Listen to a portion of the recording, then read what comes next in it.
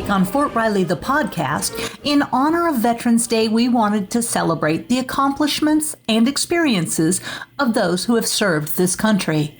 During this national holiday, we often hear from the general population what they appreciate about those who have served. And this year, at a recent retiree appreciation event, we got a few comments from some of our local veterans on what Veterans Day means to them. My name is Dennis, commonly known as Buzz Brazina, Lieutenant Colonel when I retired in 1983. Veterans Day, when I was a lot younger, it meant I didn't have to go to work. And as I grew older, I had memories of people that I had worked with or associated with who either are living or passed away or were killed. Especially one of my friends by the name of Bob Iber, who was one of the first individuals killed in Vietnam. It's mainly meaningful to recall all association I've had with veterans now, deceased or active, and sometimes have a chance to meet with them on Veterans Day and renew memories of the activities that we've done. And the people who are not veterans, who recognize on Veterans Day the veterans that have served our country. Hello, my name is Ricardo Gutierrez, Command Sergeant Major, retired. What Veterans Day means to me, it's a day of recognition that our nation takes time to pause, reflect, and to thank our veterans for the great sacrifices and the freedoms they have today. My name's Walter Bembry. I'm a retired Command Sergeant Major from the United States Army. My version is very simple: service and sacrifice. That's what it means. Walter Hill, a retired Sergeant First Class. I feel that Veteran Day is a very important day for America to recognize the service men and women who have served the nation and displayed honor and pride.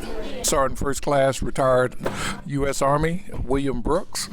And Veterans Day, to me, is an annual celebration to remember all of the soldiers, sailors, Marine, Airmen, National Guard, anyone that have served in our armed forces. Often veterans are reluctant to accept accolades for themselves. It's often the men and women they served with who they think of as heroes.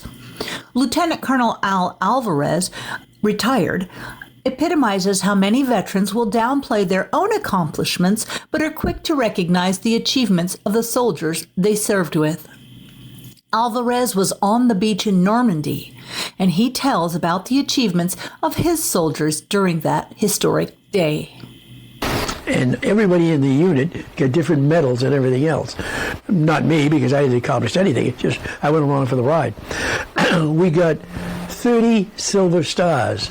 Now that's nobody could believe that. Yeah. And so every time I used to say this, "Oh, get out of here." Well, I brought, and in fact I have it now, the copy of the order that gave the silver stars to all the people in the unit, names, ranks, and everything else. And I personally know what they did. Well, for example, our unit was named the 7th Artillery. And although we brought 6 guns in, we found another one. And so we put that in a situation. And so the 7th Field had 7 guns in battery, which takes a lot of explanations and everything now that I know artillery.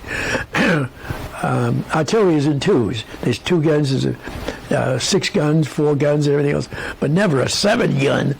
And Fort Sill, which is the home of the artillery, still explains that this unit became famous for having a 7-gun battery. Well, what they did was just place them and fire them and get rods out there. And the guy, and I always mention his name because he was a fabulous, was a Sergeant McPherson, Buck Sergeant, which is a guy that handles one piece. And I never did find out how we find a howitzer, an available howitzer in the sand and the surf, wherever the heck it was. And it has to have been one of the other battalion's weapons because they don't grow. And so he'd lost his. So he figured, here's another one. So he got all his people, they tied ropes on that thing, and they dragged it through the surf and then the sand of the beach and arrived, and I didn't see him, but the next thing you know, they placed it, and we fired 7 guns, and everybody was roaring, laughing, and everything else, because it was sort of a strange thing, and we were the only artillery battalion on D-Day that fired its weapons, and we did it at 4 o'clock in the afternoon. And 4 o'clock, why do I tell you that? Because we hit the beach at 6:30 in the morning. That's how hard it was. I didn't pull one weapon. I carried a radio. That was bad enough. But they pulled that son of a gun. I don't know if the wheels were turning or they were dragging them. However, but they did it.